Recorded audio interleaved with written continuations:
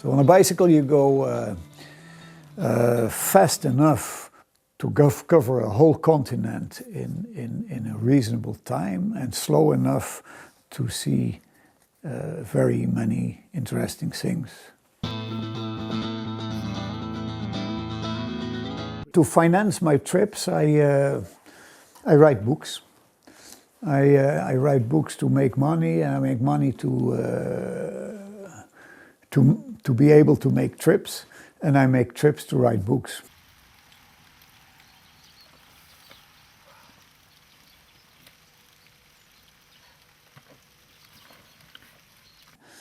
Of course, I have many ideas where I want to go.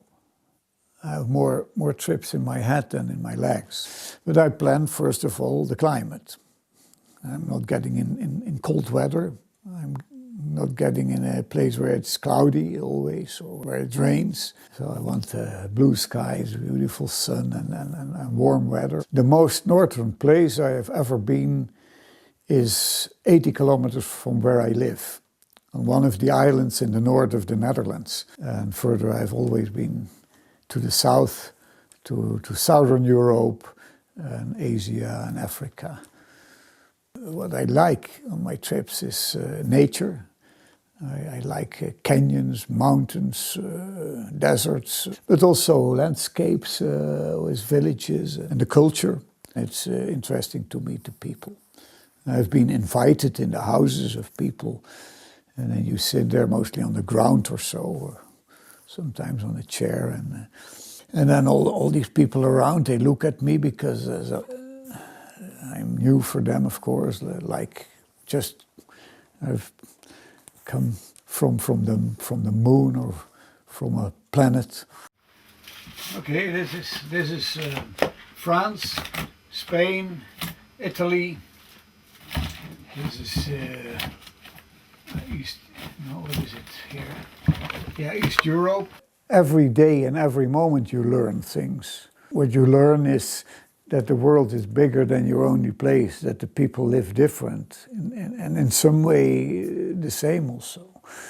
That people are mostly very friendly. If you watch TV and read the newspapers, you get the idea that everything which is away from home is dangerous and bad.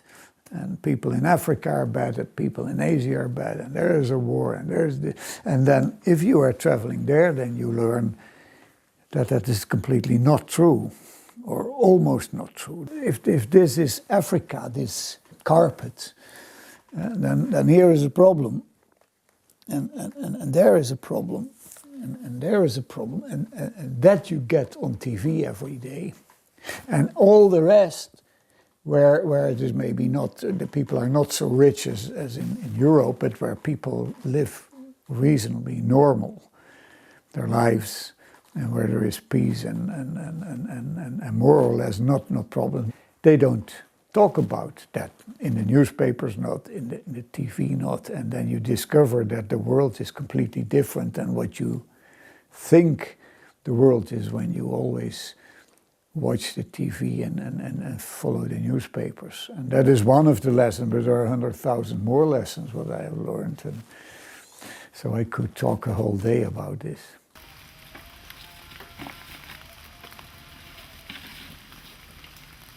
I cannot answer the question.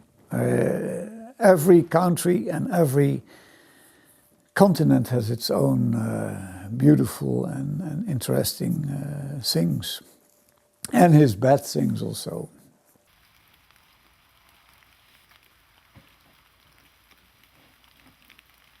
I've had quite some nasty, difficult border crossings in Africa. There were other problems that was real problems, not created by man, but the desert, for example.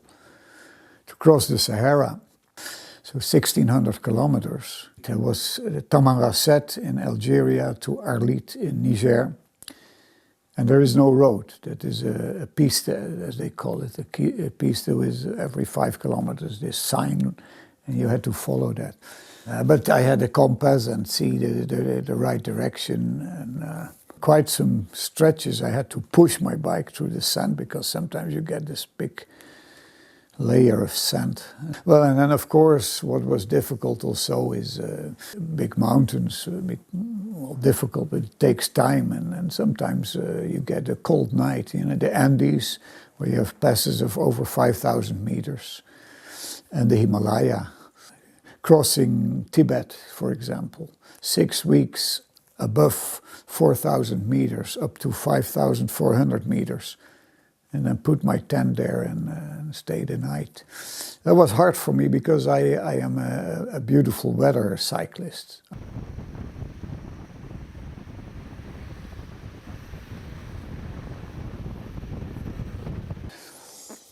Mexico was frightening. I was riding there my bicycle on these highways, 2-lane highway for traffic in this way and in the other way also. And then they have these big, huge trucks, and they go with 140 kilometers per hour. And they will never slow down for a bicycle. When there is a car coming from the other side, and this car comes, then there is no place for the bicycle. And then you are there, and the car passes you on a few centimeters with this speed, and that is maybe dangerous. That moment is maybe more dangerous than all the bandits in a country together.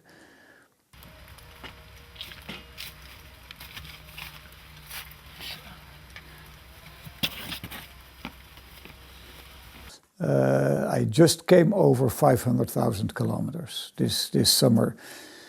So I'm on 506,000 or so in this moment. If I count also what I did in Holland on touring, then I might be on 800, 900,000 or so. But I don't know exactly. But of my travels, I always kept record of it, and I'm just over 506,000 kilometers. I used the Brook saddle, not on my first trips. My first vacations, I had another saddle, and then I got some problems, quite some bad problems on my back, and I needed a good saddle to avoid in the future these problems. And then I went to a bike shop and I talked about this. What do I need? A very soft saddle or plastic or gummy or so. And then he said, well, you try this one. It is Brooks. I said, what is it? Brooks. He said, look, with the big springs under it and leather, no sweating. So I tried. I did, I think, 100 meters in the street and back. And I said, well, I go to try that. Might be. So I bought one. And that turned out to be a good solution. And since that moment, I do my trips with Brooks saddles.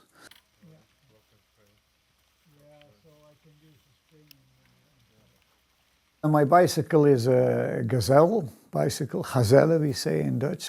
Well, of course, the Brooks saddle on it, and Shimano parts, and Schwalbe tires. It is not a racing bike, although it has a racing handlebars. This is my shoes, my bicycle shoes.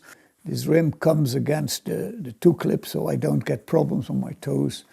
And I can walk with these shoes, not really hiking. There they are not good for. I have other shoes with me to do the hiking when I stop a day and go on the top of a mountain or so. I have about 33 kilograms without food and without water, only the equipment.